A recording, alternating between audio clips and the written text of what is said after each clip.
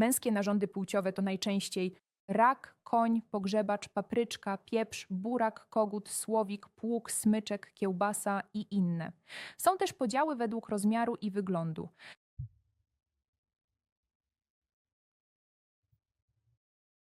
I tam też są pewne specyficzne cechy. Żeńską sromę nazywano kurką, wisienką, kapustą, dlatego dzieci właściwie znajduje się w Kapuście. To było dla mnie odkrycie z tej książki. Pomyślałem, kurczę, tak to właśnie było. patelnia, kolenda, pocka, kunka, wawka, dziurka, wiadro, Łałka. To już właściwie poszła degradacja. studnia, studzienka, pączek, podpłomyk. I pamiętacie, mówiliśmy o Andrzejkowych wieczornicach przy okazji i tam mieliśmy symbol, że to była kalyta, a w środku była dziurka. I istnieje prawdopodobieństwo, że mówiliśmy, że to właściwie o słońcu, o jakimś tam, a to może być i nie o słońcu.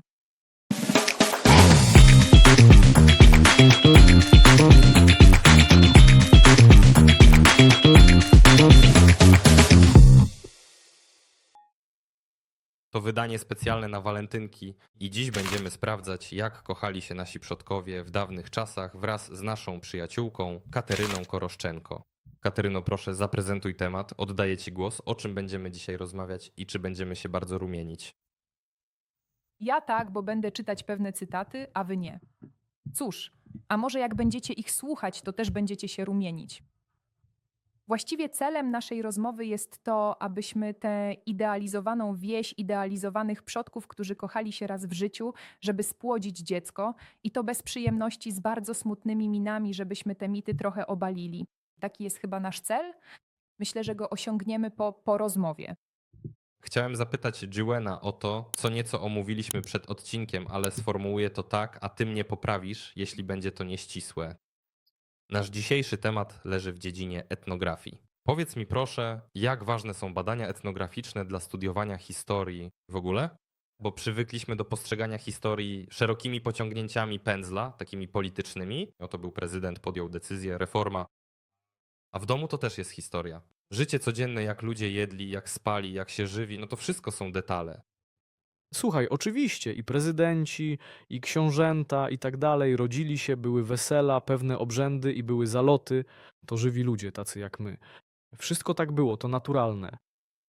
Historia życia codziennego jest bardzo ważna, bo widzimy tu i kuchnię, widzimy tu, jak ludzie po prostu tworzą sztukę, ale co najważniejsze, jest mężczyzna, jest kobieta i tak naprawdę, jeśli spojrzymy na to psychologicznie i tak dalej, mężczyzna robi to, bo musi jakby zabiegać o kobietę. A na przykład kobieta, bo potrzebuje rodziny dla swoich dzieci, ochrony zewnętrznej. Dlaczego sięgamy po prostu do samych tych początkowych rzeczy, jak to mówią, no facet tam Wyszedł. na mamuta, nie? Dane bazowe. Bazowe ustawienia. No w zasadzie tak jest. U nas na uniwersytecie była taka rzecz, mówili, że gender nie istnieje, że to narzucone. Dziewczynom narzucono długie włosy, spódnica jest narzucona, a chłopakom narzucono tam walkę. Ale gender istnieje, ponieważ istnieją dwie różne płcie stworzone przez naturę. Możesz się identyfikować jak chcesz, ale płeć istnieje męska i żeńska. I te relacje między mężczyznami a kobietami, przecież kiedy uczymy się historii, mamy w niej głównie samych mężczyzn. No to prawda, widzimy mężczyzn. Możemy nawet po naszych odcinkach zobaczyć, jaki procent jest u nas o kobietach. A ile kobiet? Widzimy więc, że nasze społeczeństwo było przede wszystkim patriarchalne, bo na mężczyznach to się opierało. I ta miłość, wesela, będziemy o tym mówić i Kateryna opowie nam o wieczornicach na przykład. To cała warstwa tradycji, rozwoju i czasem to jest ta kultura codzienności, której ludzie często nawet nie są świadomi, ale idą dalej i ją kultywują. Te obrzędy, tak? Dla nas teraz, nawet ja na wsi pamiętam różne tam zabobony i tak dalej. Kiedyś te zabobony, jakbyśmy je teraz nazwali, to były tradycje, to było po prostu życie. Dlatego etnografia jest bardzo ważna dla badania ludzkości. W rzeczywistości jest to badanie życia człowieka. Kateryno, proszę, od czego zaczniemy nasze badania terenowe ukraińskiego seksu? Myślę, że zaczniemy od cytatów z literatury na ten temat. Właściwie pewnie pytanie brzmi, dlaczego zainteresowałam się tym tematem i dlaczego z nim przyszłam. W rzeczywistości ci, którzy czytają ukraińską klasykę, nawet jakieś dawniejsze utwory, na przykład Eneidę, mogą znaleźć cytaty dotyczące tych czy innych tradycji. Na przykład, jeśli znów mówimy o Eneidzie, Dydona zaś miała bez roboty, jak z nim pobiegła na łowy, a grzmot zapędził ich w ciemny loch. Licho ich wie, co tam robili, nie było widać zza mogiły, w lochu zaś siedzieli tylko we dwoje. I właściwie odkąd zaczęła się ukraińska literatura, tak wiele wszelkich takich detali jest opisanych w rozmaitych utworach. Jest tu jedna taka osobliwość. Chodzi o to, że inteligencja przedstawiała chłopów i wieś i jest taka rzecz, że rzeczywiście ta idealizacja przyszła do nas jeszcze z literatury, ponieważ nie ma tam na przykład obrzędu komory, nie ma opisanych tam jakichś przytulań i tak dalej, bo doświadczenie jest mniej więcej cywilizowane. Chyba że gdzieś możemy jakoś jakąś cielesność i intymność wyłapywać, na przykład u Neczuja Lewickiego jest utwór Mykoła Dżeria. I na przykład Mykoła podał jej rękę na pożegnanie, Mokryna sięgnęła po jego rękę, oplotła swoje gorące, gołe po łokcie ręce wokół jego szyi i wpiła się w jego usta swoimi pełnymi jak wiśnie, gorącymi jak żar ustami. Ta sama rodzina Kajdasza. Pamiętacie, a może nie pamiętacie, kiedy przyjechali na odpust do Kijowa, spali wszyscy razem, pokotem, budzi się tam babka i czuje, że na jej twarzy jest czyjaś wielka broda, a czyjeś usta tak wpiły się w jej usta, że w żaden sposób nie mogła otworzyć buzi. Chciała podnieść ręce, ale ktoś trzymał ją za ręce, przyciskając je jakby żelazem do ziemi.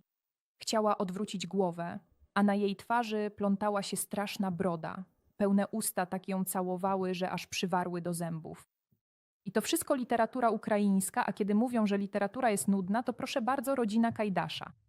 I pewnie ostatni cytat z tego, co mnie super zaciekawiło i co dało impuls do zbadania, jak to właściwie wyglądało w tamtym czasie. U Olchy Kobylańskiej jest niezwykła nowela pod tytułem Natura. Bardzo, bardzo polecam ją przeczytać. Jest niewielka, ale to praca bardzo cenna dla samego procesu literaturoznawczego. Pewnie nie tylko dlatego, że mamy świetny utwór, w którym opisano jakieś praktyki cielesne, to po to, by pokazać, na jakim poziomie rozwoju była wtedy literatura. Gotowi? Jesteśmy gotowi. Tu jest delikatnie, nie będzie nic. Takiego, dawaj. Na kolanach objął ją w pasie rękami i trzymał mocno jak w kleszczach. Twarz namiętnie chował w fałdach jej sukni i powoli, lecz silnie ciągnął ku ziemi. Traciła swoją wolę. Lekki, niepewny uśmiech zagrał na jej twarzy, która biała jak śnieg, chyliła się coraz niżej i poddając się władzy nieznanej siły, osunęła się powoli, jak złamana palma, niemal bez zmysłów na ziemię. Oślepiająco i jakby upojone zwycięstwem zabłysło słońce na zachodzie pysznym złotem, a delikatne, jasne obłoki wokół niego zmieniły się w jaskrawy, czerwony żar. To wszystko. Cóż, nawet nie wiadomo, szczerze mówiąc, że tam chodzi o jakieś praktyki cielesne. Tak pięknie piszą, że ja, będąc uczniem, pominąłbym ten akapit tylko dlatego, że jakoś tak nudno trochę. Cóż, tutaj potrzebujesz pewnie więcej kontekstu. Tam jest to opisane bardziej szczegółowo. Chciałam tylko, żebyśmy uchwycili, jak literatura to wszystko opisuje. I dalej przechodzimy do etnografii, aby zrozumieć więcej szczegółów. I o to pytałeś o etnografię u Dziuchena. I tutaj można coś dodać o etnografii właśnie tych wszystkich tematów na ukraińskiej wsi. Pierwszy fakt. Jeśli mówimy o XVIII i XIX wieku, to etnografowie to mężczyźni. Właśnie dlatego nie mamy pełnego obrazu. Na przykład kobiety o menstruacji raczej mężczyznom nie opowiedzą, albo o tym, jak o siebie dbały, czy o gwałtach. Tak samo. Jest taka historia, że z tamtych lat mamy bardzo mało świadectw, właśnie dlatego, że to byli mężczyźni. I to Fedir Wowk, to Czubyński, to Maksymowicz, to naprawdę taka plejada etnografów, dzięki którym mamy teraz zbiory sprośnych pieśni. Wszelkie... To ten sam Czubyński od hymnu? Tak, Czubyński. I całe mnóstwo różnych historyków, którym wiele zawdzięczamy. Zanim zaczniemy, od razu wspomnę o Irynie Ichnatenko. To teraz niezwykle ważna postać w tym temacie. Poza nią nikogo innego nie widać, kto by się tym zajmował. Tak, rzeczywiście. Całą resztę seks nie interesuje. Tylko Irynę Ichnatenko. Projekty medialne, książki, wszystkie artykuły koniecznie polecamy do przeczytania. Naprawdę mnóstwo materiałów tej autorki zostało opracowanych. A poleciłbyś tę książkę? Przecież ją przeczytałeś. Poleciłbym, przeczytałem i bardzo mi się spodobała. Jest tu sporo różnych przekleństw. To jest właśnie to, co lubię. Te słowa jak siusiak, cycuszki, to wszystko tu jest. To jak... Nie, serio. Można to przeczytać po prostu dla zabawy. Nawet jeśli nie interesujecie się zbytnio tematem czy historią. Cóż, jest tu wiele ciekawostek o higienie, więc to nie tylko o seksie. A tak przy okazji tytuł to Ciało, seks, małżeństwo. Tak, i ona ma właśnie, myślę, że ciekawie jest spojrzeć z perspektywy mężczyzny i kobiety. Ma tam rozdziały o ciele mężczyzny i ciele kobiety. I to ciało kobiety dedykuje wszystkim kobietom, wszystkim tym, które. A ciała mężczyzny nikomu nie dedykuje, jak się otworzy. Ciekawe. No i ona podaje tam przykłady, jak nazywano, powiedzmy, narządy płciowe, jakich słów używano. I to jest no po prostu ogromna warstwa kultury niematerialnej. Naprawdę, bo to jest kreatywne, nie wulgarne. To było mega kreatywne. Kapusta na przykład. Tak, od razu można powiedzieć o tym, że Studnia, rozumiesz jak to brzmi? Kapusta. Tak. męskie narządy płciowe to najczęściej rak, koń, pogrzebacz, głąb, papryczka, pieprz, burak, kogut, słowik, pług, strączek, smyczek, kiełbasa, koniuszek, szydło, nożyk, okoń itd. Jest tam też klasyfikacja ze względu na rozmiar i ogólny wygląd. I tam też są pewne specyficzne cechy. Żeńską sromę nazywano kurką, wisienką, kapustą, dlatego dzieci właściwie znajduje się w Kapuście. To było dla mnie odkrycie z tej książki. Pomyślałem, kurczę, tak to właśnie było. patelnia, kolenda, pocka, kunka, wawka, dziurka, wiadro, Wawka to już jakaś degradacja. studnia, studzienka, pączek, kosz. A pamiętacie, jak rozmawialiśmy o wieczornicach andrzejkowych? I tam mieliśmy symbol kality, która miała w środku dziurkę. I istnieje prawdopodobieństwo, że mówiliśmy, że to o słońcu, o jakimś tam... A to może być wcale nie o słońcu. Słuchajcie, wspomniałaś, że koń to było jedno z określeń męskiego organu. I wcześniej mówiłaś o tej pieśni rozprzęgajcie, chłopcy, konie i kładźcie się spać. To tak naprawdę wcale nie jest piosenka o koniach, ani o odpoczynku. A studzienkę w ogrodzie kopać. No bo jeśli... Aha, no i pojawiła się studzienka. Tak, i to jest logiczne. Jeśli musisz napoić swojego konia, to raczej nie będziesz nikogo o to prosić. Pójdziesz i sam jakoś wymyślisz, jak tego konia napoić. Jeśli mówimy o dosłownym znaczeniu.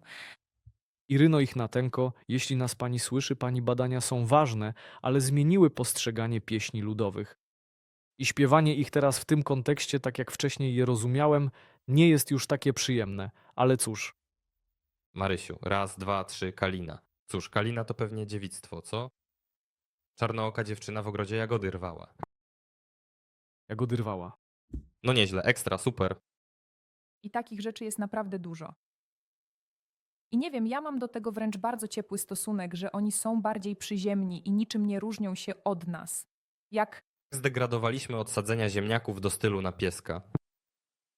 Jak do tego doszło? Musimy wrócić do korzeni, do samego źródła.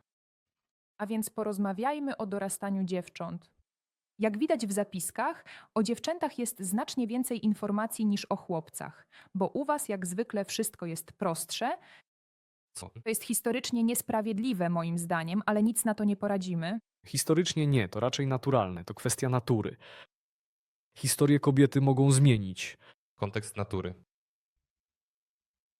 Właściwie mówiąc o dorastaniu dziewcząt, to od małego nas wychowują, zresztą chłopców też, do bycia w parze płciowej, mężczyzna i kobieta, i o tym, że całe życie dążycie do ślubu. Nasze główne zadanie to co? Zgadza się, wyjść za mąż. I to jest wpajane od samego początku. U chłopców tak samo mają się ożenić, tyle że wy macie na to nieco więcej czasu. Bo u dziewczyn zaczyna się odliczanie, taki zegar, który mama stawia ci na stole, odliczający czas. Od 15 do 18 roku życia. W wieku 20 lat jesteś już starą panną, a w wieku 21 lat już nawet nie próbuj, bo u chłopców ten wiek jest nieco dłuższy. Oni mają prawo się wyszaleć, rozejrzeć, poprzebierać tak do 21-2 roku i jest mniejsze przyzwolenie społeczne na to, jeśli się nie ożenią. Swoją drogą. Oczywiście. Mniejsza presja na was wywierana. Oczywiście. Zarówno wtedy, jak i teraz. Teraz już nie naciskają. Kto niby naciska? Na dziewczyny nie naciskają? Olgo Wiktorowno Koroszenko. Przesyłamy pani pozdrowienia. To już kwestia rodzinna. W rzeczywistości tak, ta główna tradycja przetrwała, choć świat mówi, że teraz powinno być nieco inaczej. Bo się rozwijamy, to normalne. Zatem drugim czynnikiem wpływającym na dorastanie dziewczyny jest oczywiście pierwsza miesiączka. To dla nas zupełnie zwyczajny temat, ale o tym chłopcy i dziewczęta dowiadywali się właśnie od swoich matek, bo niestety nasi przodkowie mieli mniej szczęścia niż my.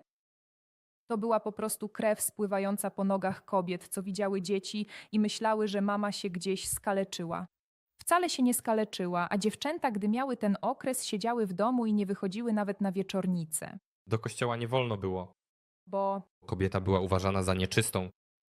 To w ogóle było postrzegane jako coś brudnego, nieczystego, z czym wiązała się wyraźna chęć ukrycia tego faktu właśnie poprzez długotrwałe siedzenie w domu. dziewczęta nie wychodziły z domu, unikały wieczornic i spotkań, ale starsze kobiety nie miały takiej możliwości, bo musiały obrządzać, gotować, karmić i gonić. Więc tam po prostu działo się tak, że chodziły w pobrudzonych spódnicach, zakładały 2, 3, a czasem i 4 spódnice, jeśli je miały, żeby było jak najmniej widać. I dodam jeszcze jeden ciekawy fakt. Latem uważano, że jeśli dziewczyna nie ma miesiączki, to jest osobą Bożą, czyli jest święta w czasie żniw.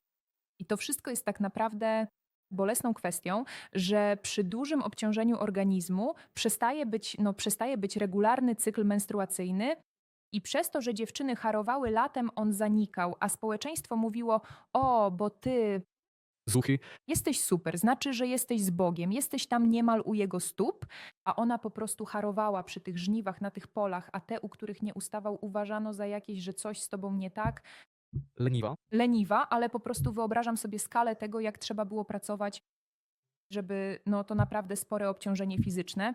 Mhm.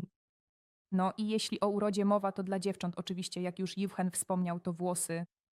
Włosy uważano za coś świętego. Nie musimy tu wnikać w kwestię chust, ale rozumiemy, że włosy zakrywano, szczególnie dbano o nie, zaplatano w warkocze, bo włosy bardzo często wykorzystywano do miłosnych uroków.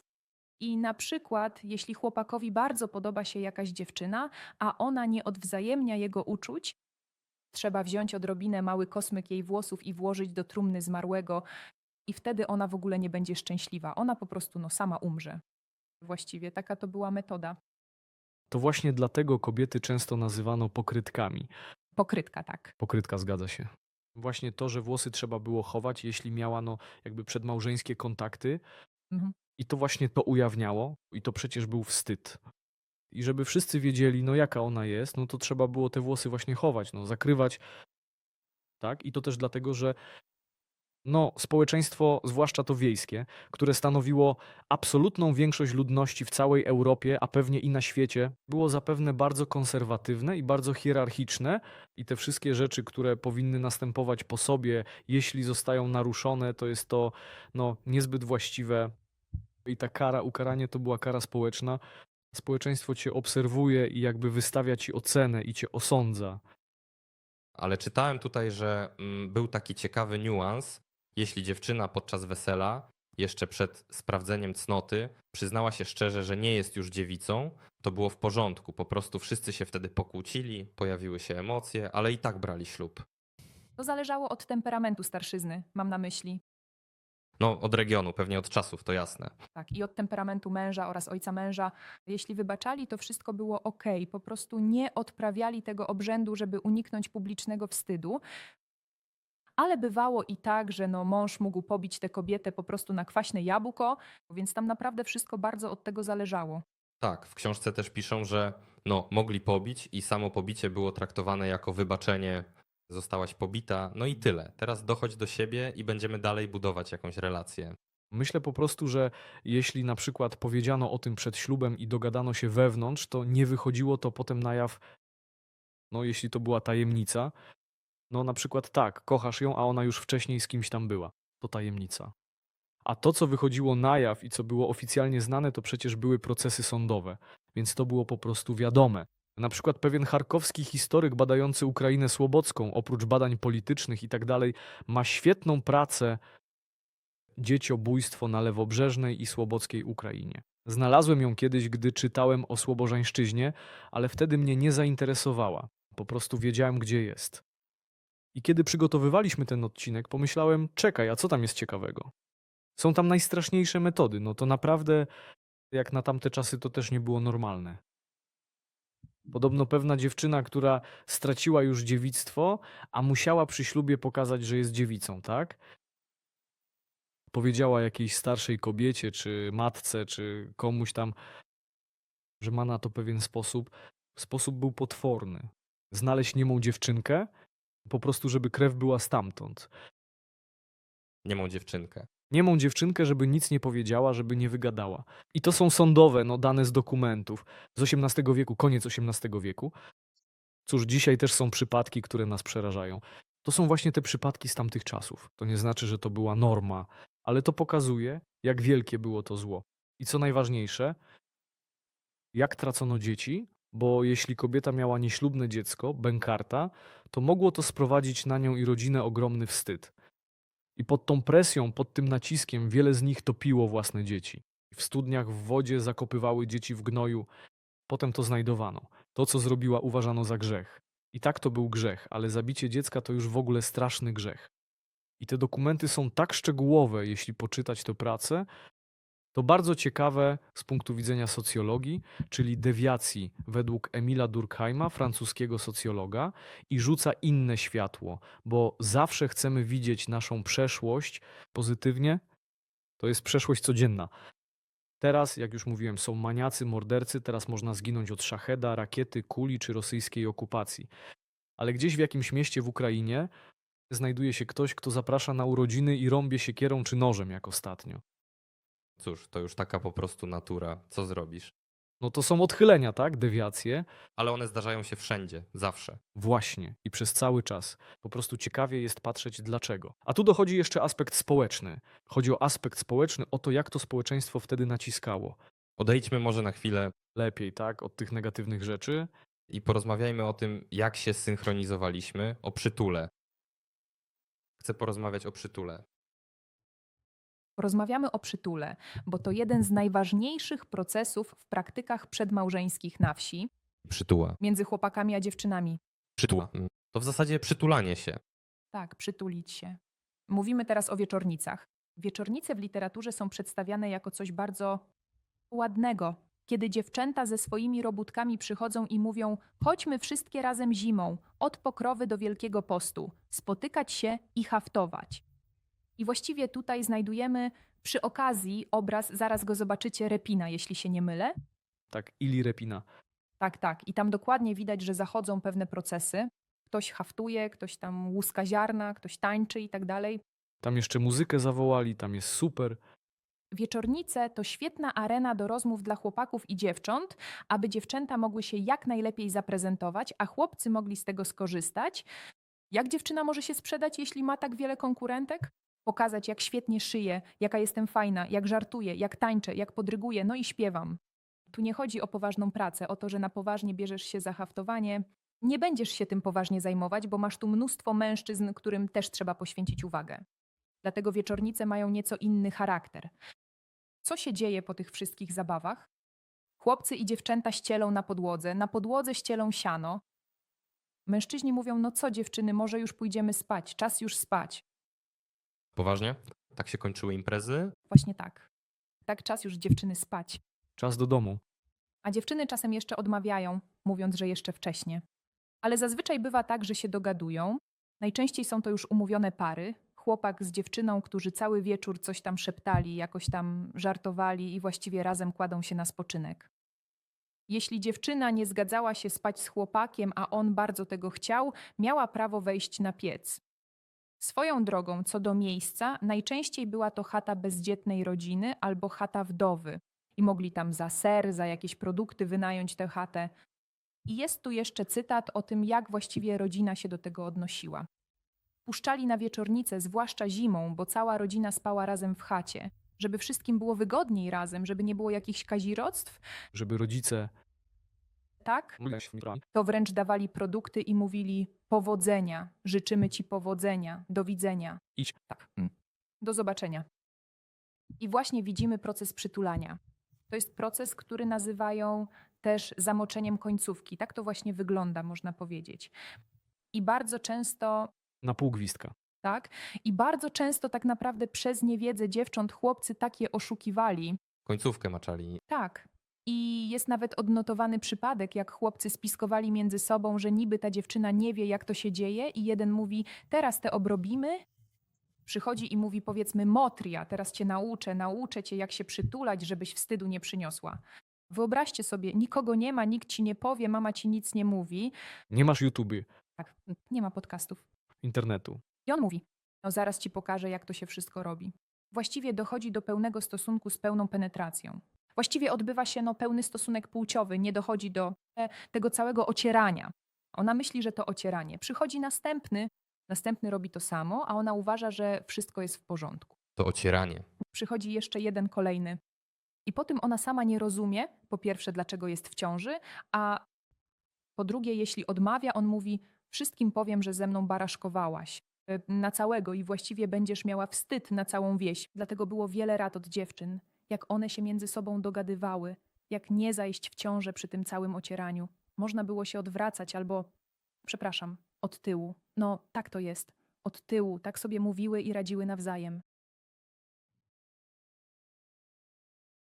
Właściwie tak to wszystko wyglądało. Mam na myśli tę komunikację między kobietami, bo to realny problem. Idziesz na wieczornicę i twoim zadaniem jest nie zajść w ciążę. I one próbowały to jakoś wszystko poukładać, żeby z tymi chłopakami jakoś współistnieć. Ciekawe jest to, że same wieczornice okazują się być miejscem socjalizacji młodzieży.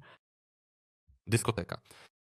Rozumiesz? No tak, dyskoteka. No też można. Na dyskoteki chodzą, potem zachodzą w ciążę na tych dyskotekach, nie? I te wieczornice to... Nie wiem, czy jest odpowiedź, kto je wymyślił. Myślę, że nie ma. To znaczy, to jest coś, co trwa wieki, nie wiem, może od czasów przedchrześcijańskich. Ale to jest tak ciekawe i naturalne, że w tamtych warunkach, przy braku informacji, wykształcenia, no ci klubów, nawet karczm. Dzieci przecież do karczmy nie chodzą. Przecież nie chodzą do karczmy. Wypił drinka, siedzi. O, ja teraz tam. Nie bimbru, niech miodu pitnego się trochę napije. Nie, czegoś takiego nie ma. Ale to jest no jakby tradycyjnie przyjęte, żeby się spotykać. Spotyka się tylko młodzież, dorośli tam nie przychodzą, prawda? Pewnie w ogóle większość poznawała się właśnie na wieczornicach. No po prostu przychodzisz raz, drugi, trzeci i jakby już się pokochaliście, zaproponowałeś ożenię się z tobą. Ślub, te sprawy. A potem już tam no ocieranie czy nie, śpią obok siebie. Ale sam fakt, że to już jest więź.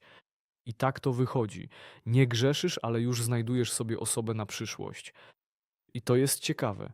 To znaczy właśnie w tym miejscu, i to jest naprawdę z punktu widzenia socjologii, niejako miejsce socjalizacji chłopaka z dziewczyną, dziewczyny z chłopakiem, czyli właśnie młodzieży.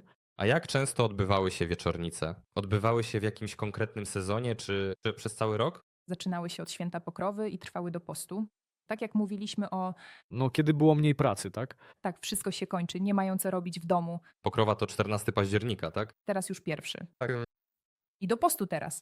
No, postów też było dużo. Jest Wielki Post, a Boplan też opisał u nas w XVII wieku. Mówi, że mają tyle postów, że w tygodniu mogą jeść mięso tylko 2 razy. Ja. Mówię tam, tak, jest piątek, tam post, coś tam jeszcze. A co wiadomo o antykoncepcji w tamtych czasach? Ludzie tak na farta, o tak, z paluszkami uprawiali seks, o tak, skrzyżowanymi. Tak swoją drogą.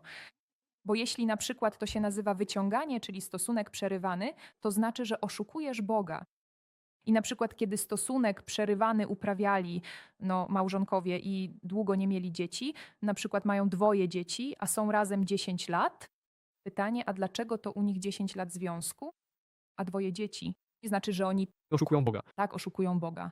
I ich potępiają i mówią, po co tam chodzicie i oszukujecie Boga. A to, że nie ma pieniędzy? No tak, to swoją drogą był ważny powód, jeśli chodzi o pieniądze. U dziewczyn picie jakichś wywarów i znowu ufanie chłopakom. Ale mówię, najczęściej i w zasadzie jak same mówią te dziewczyny, one już się dogadały z jakimś mykołą, że wezmą ślub i dlatego wszystko będzie okej. Czyli robią to razem, może i zachodziły w ciążę i po prostu potem razem szli z dzieckiem do ślubu. Cóż, o prezerwatywie wtedy ani widu, ani słychu, co? Bo zawsze w dzieciństwie oglądałem te programy, w których mówią, że brytyjscy królowie z byczego Pęcherza. Kateryna tak zapytała. W ukraińskiej wsi można jeszcze do dziś. No co, teraz żartujemy? Z byczych pęcherzy, angielscy, królowie, patrz, no spójrz, nie.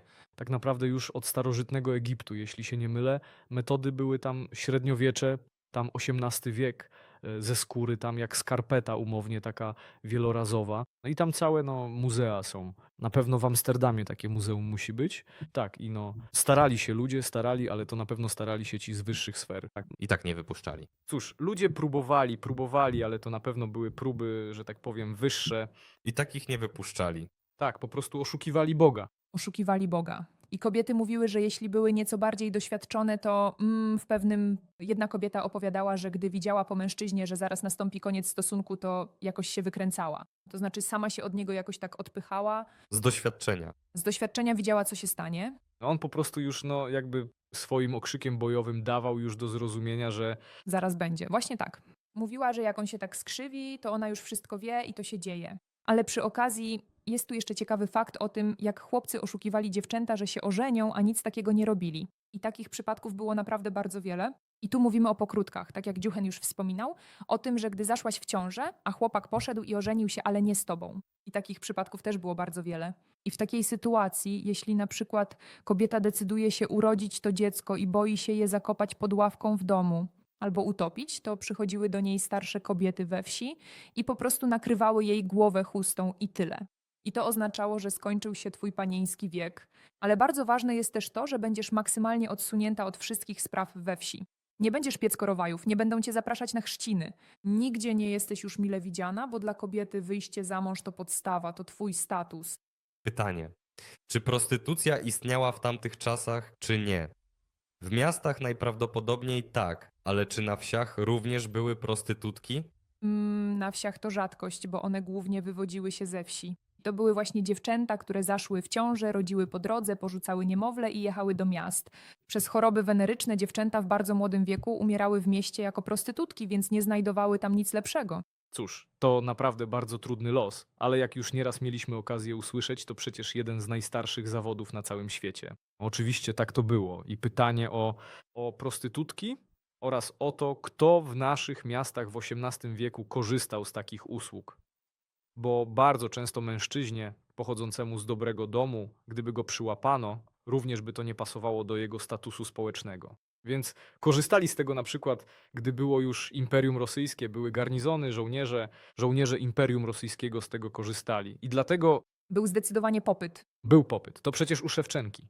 Kochajcie się czarnobrewę, lecz nie z Moskalami, a Moskal oznacza tu żołnierza. Żołnierza. Przecież Moskali, tak, Moskal czarodziej, pamiętasz jak to przetłumaczono w sądzie? Żołnierz czarodziej. Tak, Moskal czarodziej.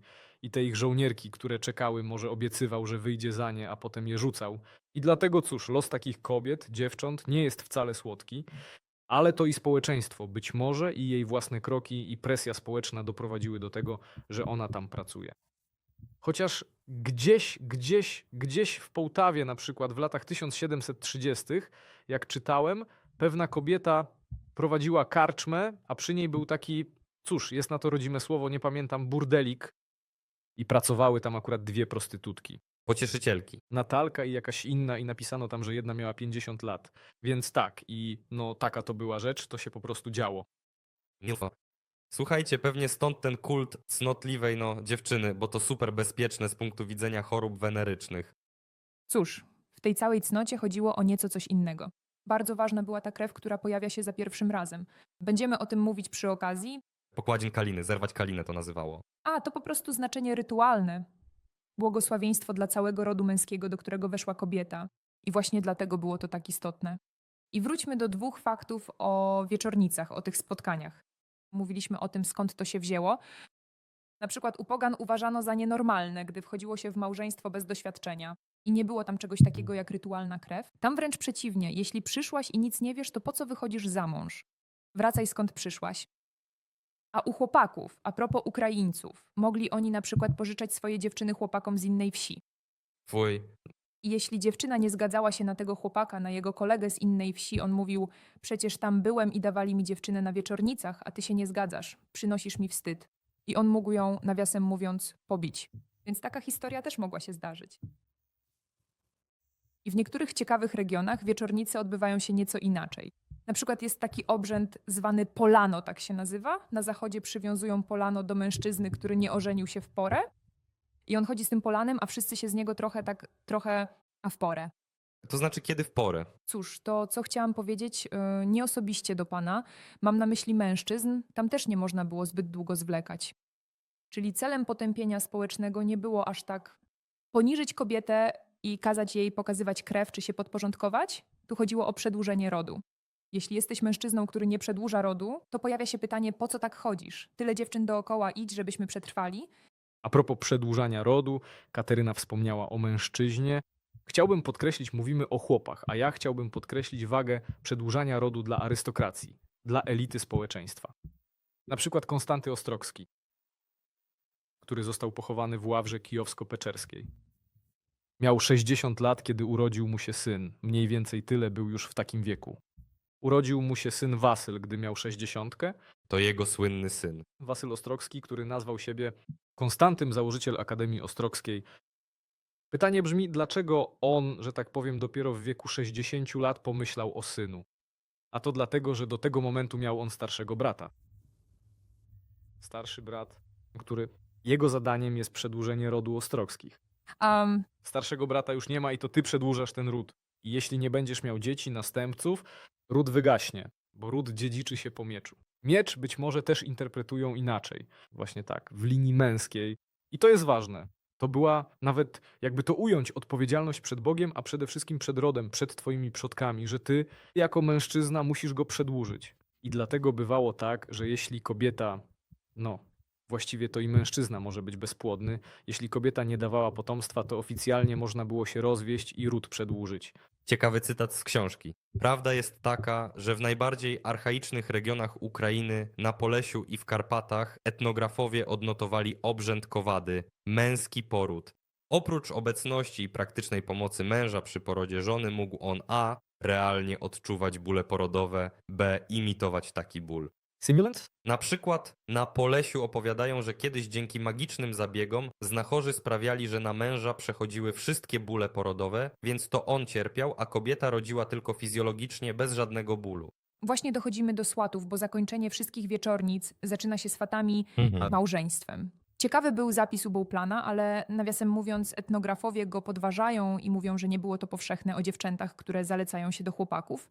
Hej, chcę tylko dodać, nie, wszystko dobrze powiedziałaś. Mam na myśli to, że etnografowie to podważają. Etnografowie badali to w XIX wieku, a Bouplan w XVII wieku faktycznie tam był.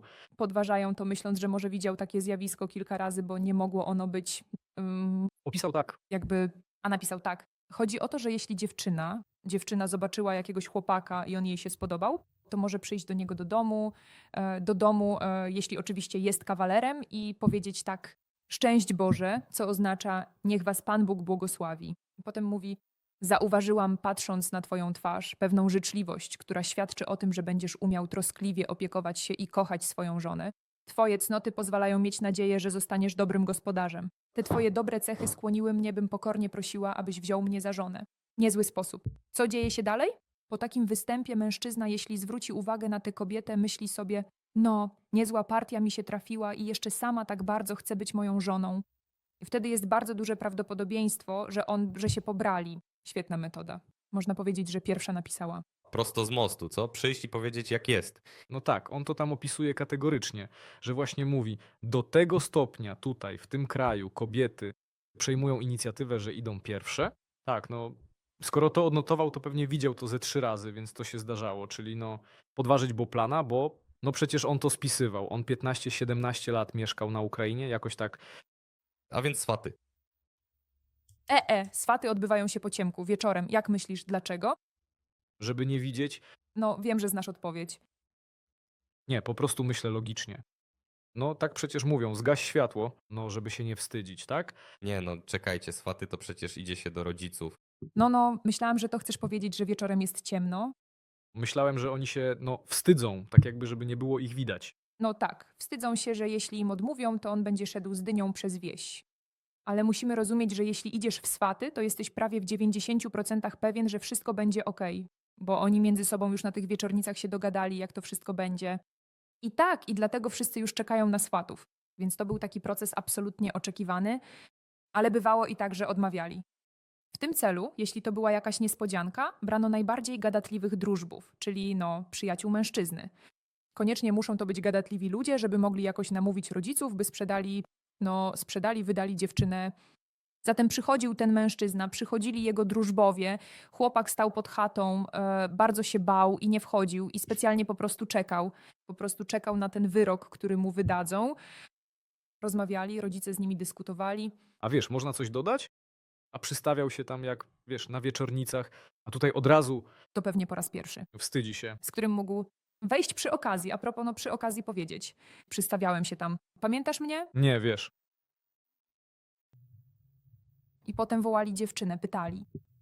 Mama i tata pytali dziewczynę, czy nie ma nic przeciwko, czy może chce za niego wyjść. Ona mówiła, och mamo, jak zdecydujecie, tak też będzie. I tam właściwie dłubały w piecu. To, co ona, Tak, tak, tak. mamo, jak ty zdecydujesz, tak też będzie. Boże, gdyby moja mamusia o tym decydowała, to bym już w wieku 18 lat wyszła za mąż i poszła. Następnym procesem, który następuje po swatach, są zaręczyny, czyli wtedy, kiedy przy okazji jest taka tradycja składania ślubów, po prostu mężczyzna składa ślub kobiecie, kobieta mężczyźnie. To tak, nie wiedziałam o tym, dopóki nie zaczęłam badać, nie wiedziałam, że jesteśmy tacy romantyczni. Myślałam, że to takie, wiesz, coś nowego. Wiązano ich ręcznikiem, ich rączki.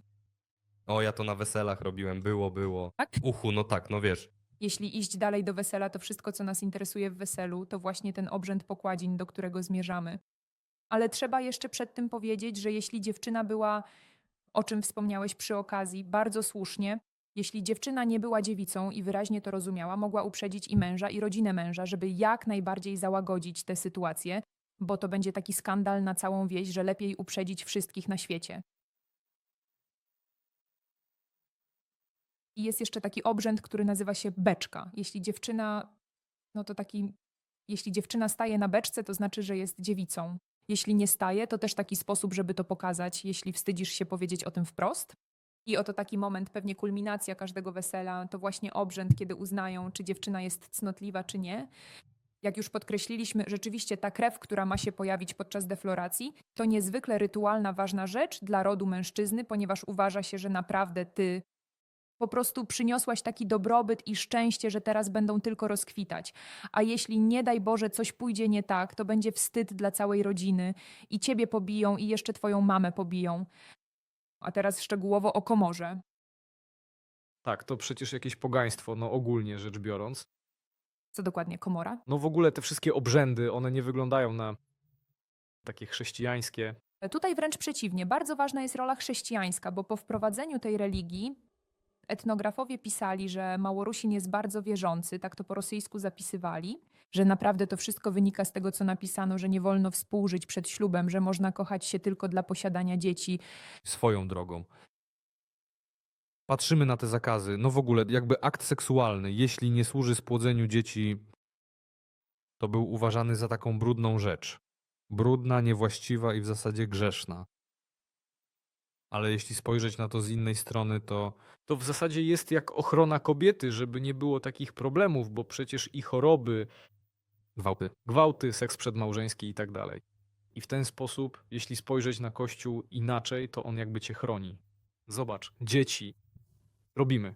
Nie dzieci, ryzyko jest duże. A tym bardziej społeczeństwo, powtarzamy, jest przede wszystkim patriarchalne. Komora, obrzęd komory. Dochodzimy do komory? Zatem kulminacja całego wesela, kiedy mąż siedzi przy stole i pyta żonę, jaka jest nasza decyzja, idziemy do komory czy nie? I tutaj ma ostatnią szansę, by powiedzieć, jeśli tego nie zrobi, to znaczy, że idą do komory. Najważniejsze było to, po pierwsze, sprawdzić i mężczyznę, i kobietę pod kątem ostrych przedmiotów. Bo jeśli chodzi o kobietę, to jasne, ona, Prawdziwe przeszukanie przed tym wszystkim. tak, sprawdzali kolczyk za uchem.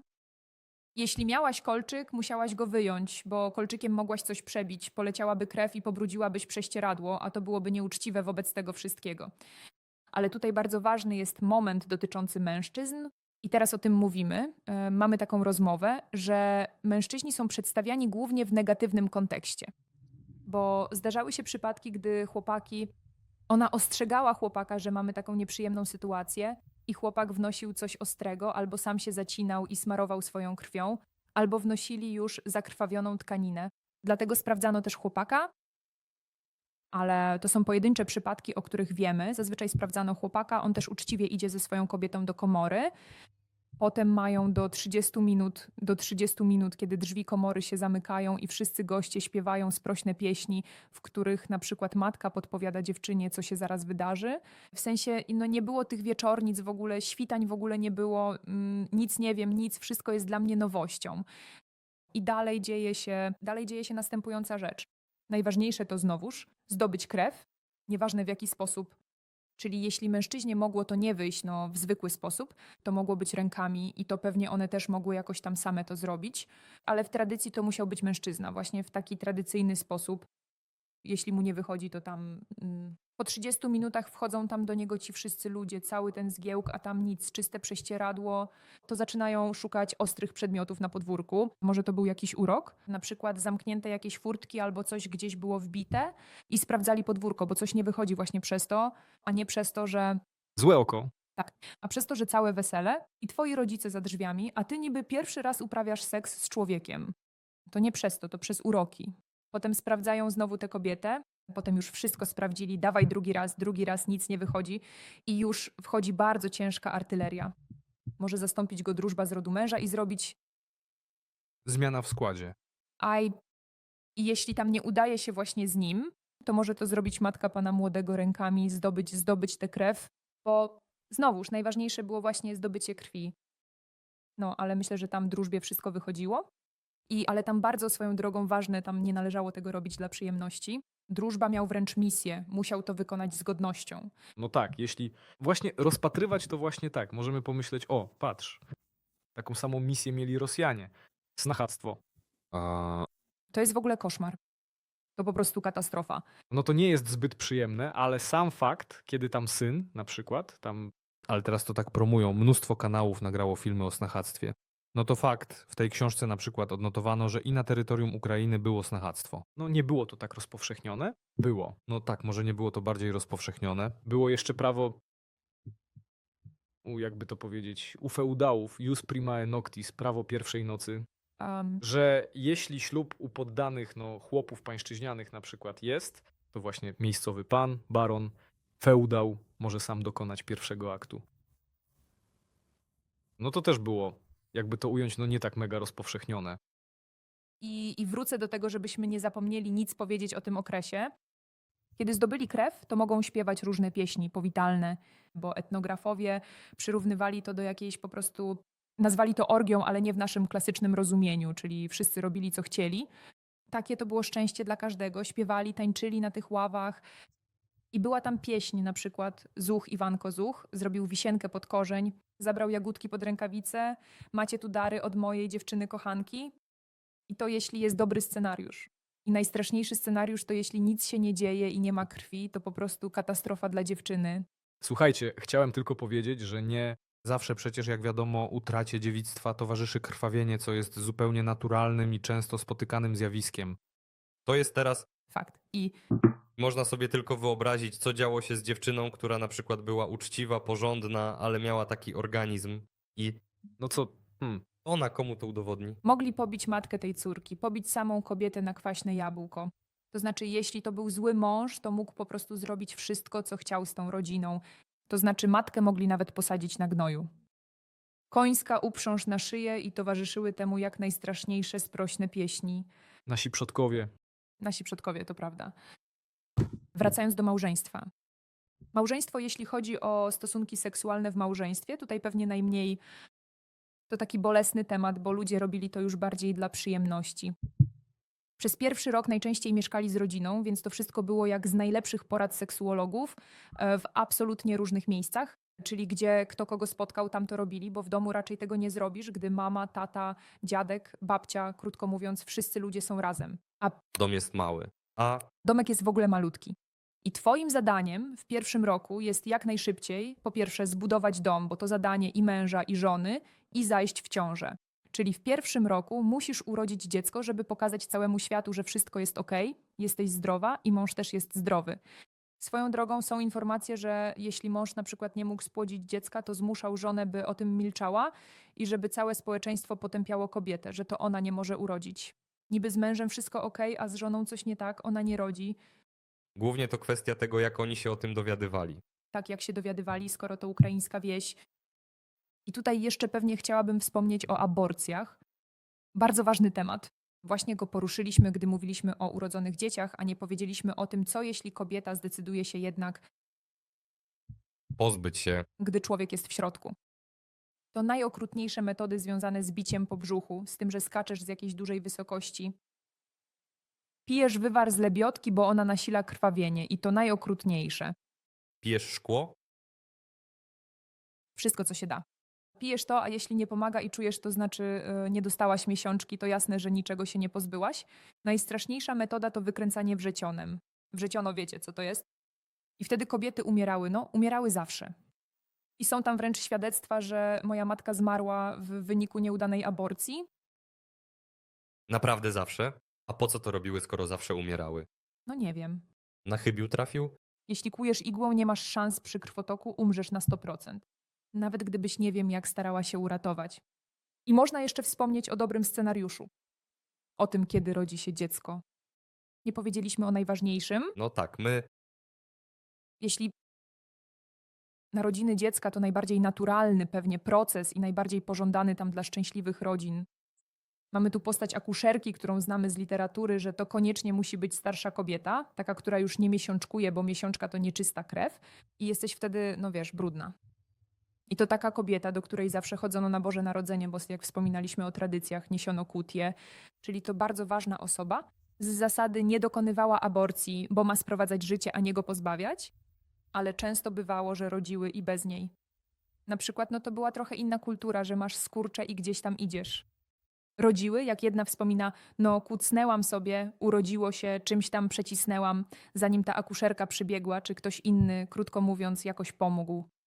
Więc to absolutnie tak, no, ten proces odbywał się szybciej, a tym samym lżej. Kiedy miały po 5, 10 dzieci, to dla nich to po prostu nic szczególnego. piątek. Piątek, tak. Były pewne tradycje, gdy kobieta rodziła, to głównie starsi ludzie, widząc, że rodzi, starali się nie być w domu. Ale jeśli to była zima i nie mieli dokąd pójść, to wszyscy zostawali, jakoś się tam gnieździli. Mąż starał się nie być przy tym wszystkim obecny.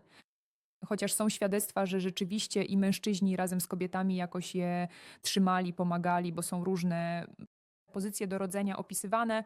I jest tam jedna pozycja, w której mąż musiał dosłownie trzymać swoją żonę. No, ale w większości wszyscy się bali. I akuszerka, jeszcze taki ciekawy fakt o niej, że można było przewiązać pępowinę niezwykłą nicią, przewiązać taką nicią z pewnej rośliny, żeby w rodzinie nie było już więcej dzieci. Czyli jeśli rodzina była bardzo biedna, to można było czymś przewiązać, żebyś nie mogła donosić kolejnego dziecka. To też jedna z ciekawostek. A co z tymi sprośnymi pieśniami? Nie chcę tego czytać. Daj, ja poczytam, mam co czytać. Ty daj kontekst. Niech ktoś spoza kamery przeczyta. Dam ci swoje. Chcesz? Tu są krótkie. Po co one w ogóle powstały? Co to za element ukraińskiej kultury? Sprośne pieśni głównie dotyczą obrzędów weselnych podczas pokładzin w komorze. Albo takie żartobliwe pieśni biesiadne na wieczornice po prostu dla rozrywki młodzieży. I to bardzo ciekawe, jak one przetrwały, bo etnografowie nieczęsto robili te archiwalne zapisy. Trochę się wstydzili, ale to, co przetrwało, było po prostu przekazywane z rąk do rąk. Maksymowicz Czubynskiemu jakoś to odsprzedał, więc to miało bardzo wysoką cenę. Cóż, zapłaciliśmy za to wszystko wysoką cenę, ale kilka się zachowało. Słuchajcie, nie jestem pewien, czy to trafi do odcinka, ale jeśli chcecie, to teraz to wszystko przeczytamy. Jeśli naprawdę chcecie to zobaczyć, subskrybujcie nasz Patreon, subskrybujcie Monobase, zostańcie naszymi sponsorami na YouTubie, a usłyszycie te smaczki. Tu są same bluzgi, słuchajcie. No może przeczytasz chociaż kawałek, Dajemy wam taki teaser, żeby was zachęcić, a całą resztę przeczytamy. bo chcę tego posłuchać, tak? Dla naszych patronów. No to jedziemy, spróbuję nawet złapać rytm. Oj, wczoraj byłam pijana, komuś dałam i zapomniałam, teraz chodzę i pytam, komuś dałam, a nie pamiętam. Tyc, to jeszcze tak delikatnie, tam i z powrotem. Chyć, chyma śpi, chymę rżną, a chyma pierdzi. No i posiedzieliśmy, pogadaliśmy o tym i owym, o różnych brudnych sprawach. Usiedliśmy i nie zapłakaliśmy, że tak powiem. Tak, wyciągnijmy z tego jakieś wnioski. W ogóle, czy zrobiliśmy to tylko dla fejmu, dla wyświetleń? Czy naprawdę jest sens w badaniu takich intymnych niuansów naszej historii? Sens bez wątpienia jest. Bo jak już mówiłem na początku, to historia życia codziennego, czyli historia ludzi takich jak my. I inna sprawa, to ważne dla zrozumienia samego siebie, bo to, co mieli nasi przodkowie, dziś już nie istnieje. Przecież nie chcemy tego samego. Chwała Bogu. Kiedy uczymy się historii państwa, chcemy granic, powrotu książąt i tak dalej. A te sprośne pieśni, no sprośnych pieśni jeszcze ciekawie się słucha, A one wciąż powstają. ale żeby wróciły wieczornice, a konkretnie ten szubiak, gdy pół wsi patrzy i daje ci 30 minut na ten pierwszy raz. W zasadzie uważam, że już to przeżyliśmy, społeczeństwo ewoluowało, nie chcemy tego, ale dla pełnego zrozumienia jest to niezbędne. Kateryno, proszę, twoje wnioski z badań terenowych. Zgadzam się całkowicie. Bardzo polecam podcast Jak się kochaliśmy, koniecznie go posłuchajcie. Etnografki opowiadają tam niezwykle ciekawe rzeczy. Myślę, że po tym podcaście ukraiński seks stanie się wam bliższy. Po co nam ta wiedza? Mnie zawsze ciekawił kontekst literacki, bo chciałam wiedzieć, o czym i kiedy dokładnie pisali nasi klasycy. A ogólnie rzecz biorąc, pewnie po prostu po to, by poczuć tę bliskość. Większość naszych działań to chęć zbliżenia się do przodków i Ukraińcy wcale nie są tacy idealni. Ten wyidealizowany obraz Ukraińca trochę legł w gruzach, bo to po prostu zwykli, normalni ludzie, którzy żyją w bardzo specyficznych, często trudnych warunkach. Na przykład teraz wiemy, czemu wyganiają Kasię za mąż w wieku 24 lat i mówią, że jestem stara. I tak wiele ukraińskich dziewczyn wciąż się tym przejmuje. Teraz wiemy, skąd to się wzięło. No właśnie, słyszeliście? Twoja sytuacja nie jest aż tak trudna, jak mogłoby się wydawać na pierwszy rzut oka. Trudna jak w Kirgistanie, Czeczenii czy Turkmenistanie, gdzie wciąż regularnie dochodzi do porwań. Z ulicy? No właśnie, dokładnie tak. U nas to po prostu tradycja kulturowa? Przynajmniej wiemy, skąd ta tradycja się u nas wzięła. Głosujcie na Prytułę.